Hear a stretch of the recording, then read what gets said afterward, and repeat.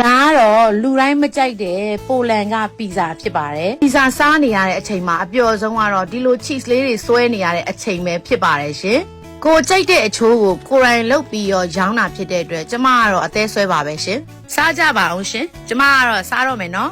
ဒီနေ့ပီဇာဘာလို့စားရတယ်လဲဆိုတဲ့အကြောင်းရင်းလေးကတော့ဒီနေ့ order လေးရှိပါတယ် order လေးရှိရင်လည်းတခါတည်းကျမတို့စားဖို့တက်ပါပေါင်းပြီးတော့လုပ်ခိုင်းလိုက်တဲ့ပီဇာလေးဖြစ်ပါတယ်ဒီပီဇာလေးဟာဆိုရင် USA ကကျမရဲ့လက်ရင်းဆရာဖြစ်တဲ့ USA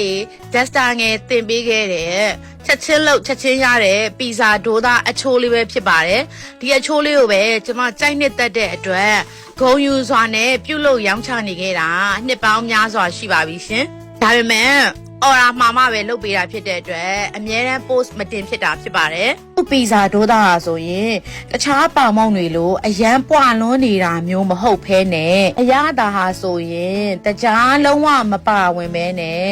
အစိတ်အလေးဘက်ကိုသွားပါတယ်ရှင်။ cheese ပါဝင်နှုံးကတော့ပြောစရာမလိုအောင်အခုကျမပုံမှာပြထားတဲ့အတိုင်းကိုပါဝင်မှာပဲဖြစ်ပါတယ်။ပီဇာရဲ့သဘောတရားအတိုင်းဖိုမထွက်ချင်းပူပူလောလောလေးစားမှသာသူ့ရဲ့အနံ့အရသာနဲ့ပြည့်စုံမှာမလို့အိမ်မှာရောက်လို့ရှိရင်အကြာကြီးထားပြီးမှစားမယ်ဆိုရင်ပြန်ပြီးတော့ပေါင်းပြီးတော့စားတာပဲဖြစ်ဖြစ်ပြန်ပြီးတော့အပူပေးပြီးမှစားတာပဲဖြစ်ဖြစ်လို့ရင်ပို့ပြီးတော့အရသာရှိစေမှာဖြစ်ပါတယ်ကျမကတော့ဖိုဝါထွက်လာခြင်း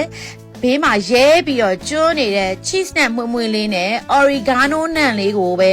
ကြိုက်တဲ့အတွက်ပီဇာစားတိုင်း cheese ပီဇာတည်တဲ့မဲ့လှုပ်ရှားဖြစ်ပါတယ်ရှင်အဆုံးထိကြည့်ရှုပေးလို့ကျေးဇူးထူးပဲတင်ရှိပါတယ်ရှင်